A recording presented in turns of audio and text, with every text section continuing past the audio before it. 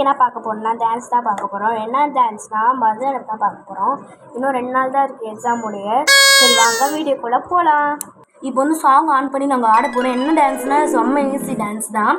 அது வந்து என்ன பண்ணணும்னா அந்த காந்தாரர் வரல, காந்தாரர் ஆடும்ல அந்த சாங் தான். சரி ஆன் பண்ணலாம். ஏதோ காந்தாரர் ஆடுங்க, இப்படி ஆளுங்க சேர்க்கணும் அந்த டான்ஸ்.